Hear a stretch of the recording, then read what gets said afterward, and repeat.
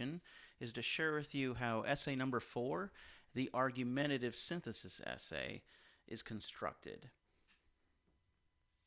First, in terms of the nature of this assignment, you'll be taking a position on the same topic that you discussed in the explanatory synthesis essay.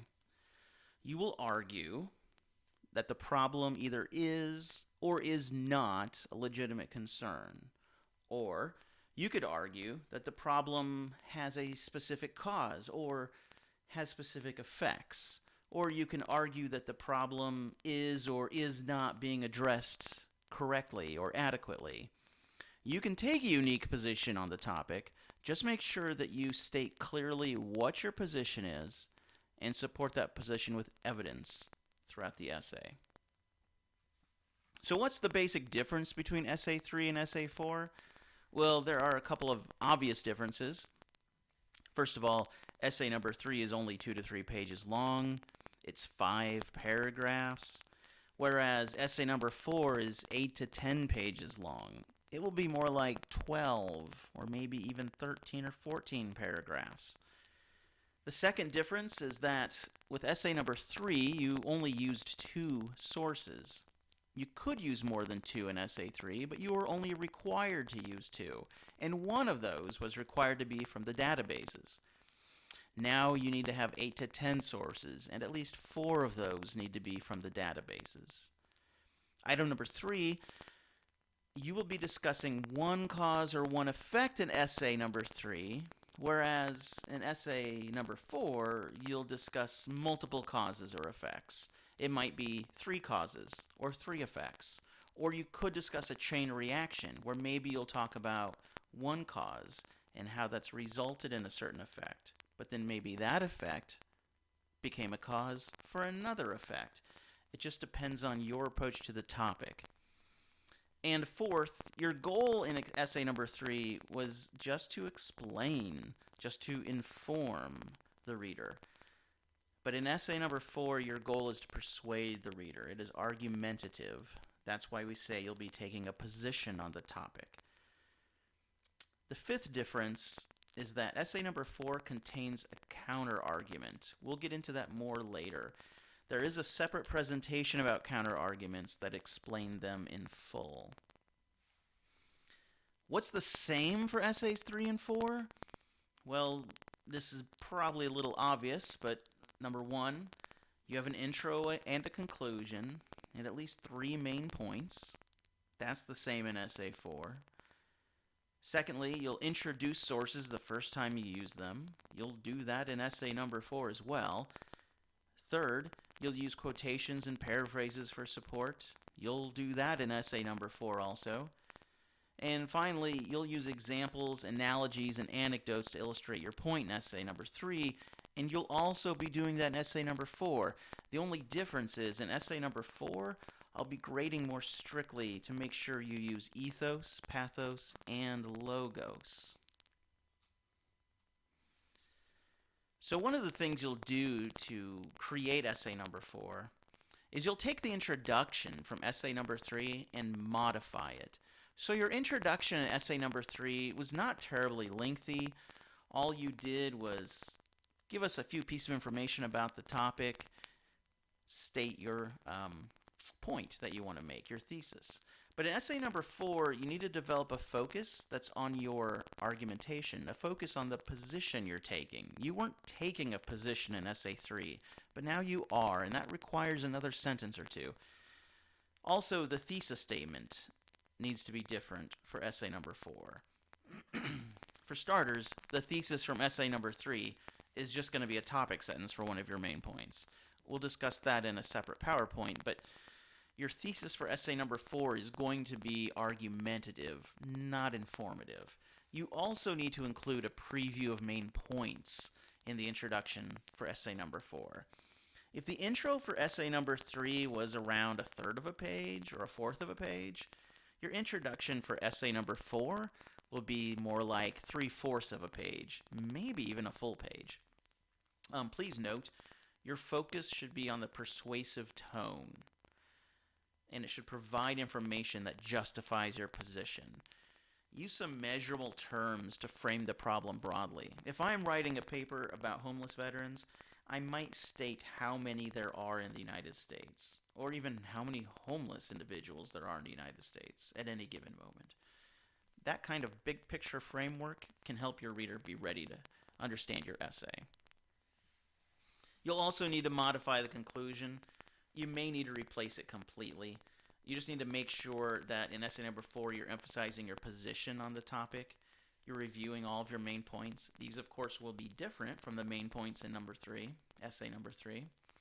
And you need to conclude with some strong statements or questions that you've earned the right to state or ask by the time you get to the end of the essay. Just make sure in your conclusion that you stay on topic. Don't stray onto some new material. If you're arguing for the decriminalization of marijuana possession, but you haven't really talked about the incarceration of drug users, then don't mention that in your conclusion, even if you have strong feelings about it. Next, we'll talk about how to build main points. So in essay number 3, each main point occupied just one paragraph. But in essay number 4, each main point will occupy multiple paragraphs. Sometimes 2 or 3 paragraphs, maybe even 4. There is a separate presentation that deals specifically with multi-paragraph main point construction. You might check that out. The thesis statement from essay number 3 actually becomes the topic sentence for one of your main points in essay number 4. It doesn't matter which main point in essay number 4 you take from the body of essay number 3, as long as all 3 body paragraphs from essay 3 transport over into essay number 4 and become one multi-paragraph main point. You'll write topic sentences for the other main points in essay number 4, and they will serve as mini thesis statements for each main point. In fact, one approach to a longer essay, like essay number 4, is to think of each main point as a mini essay. Think of it as just the body of essay number 3, where the thesis statement is the first sentence in that main point. So in terms of the counter-argument, I just want to share with you a few details about this counter-argument. There is another presentation that goes into more detail, so you might want to look at that if this doesn't do it for you. First of all, an argumentative synthesis essay must consider counter-arguments or opposition to your position. Part of your job is to anticipate how others might oppose you. So here's some basic guidelines. 1, present the opposition fairly. 2, use a quote to illustrate the opposition's point. 3, clearly refute or concede to the opposition. Now, when you refute, you're flat out saying they're wrong and here's why. To refute is not to admit that they're right, but to admit that they have something right. Maybe they have a good idea, but they don't understand the larger context. Or maybe they have some facts that are correct, but their interpretation has been incorrect. Whatever the case, you don't want to just admit that the counter-argument is correct. Or why are you taking your position? You should be taking another position in your paper if you agree with the opposition.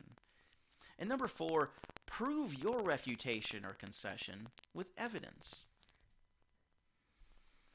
So, in terms of building the counter-argument paragraph specifically, here's how you basically do that. Your counter-argument is likely going to go after your last main point. If you have 3 main points, then it's after your 3rd main point. And here are your basic rules. Number 1, state the fact that opposition exists. Number 2, express that opposition's position fairly and accurately. 3, provide evidence of the opposition's position. 4, refute or concede. 5, provide evidence of your position. 6, conclude your counter-argument in favor of your thesis, something that bolsters, strengthens, reinforces, connects with your thesis.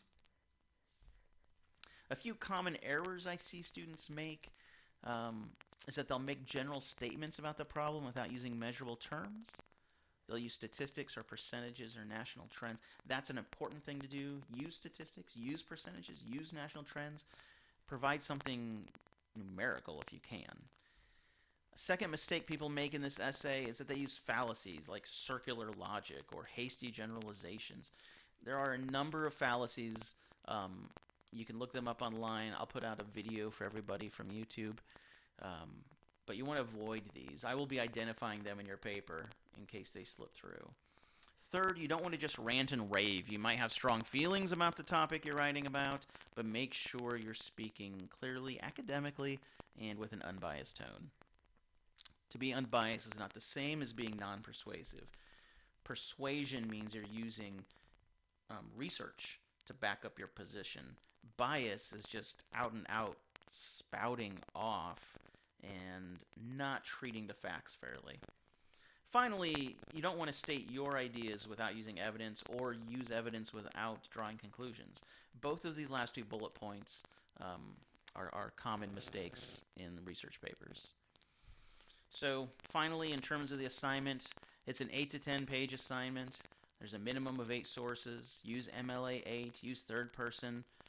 Introduce sources the first time you use them. Discuss the problem in measurable terms. This is a 700-point assignment. So if you have questions, let me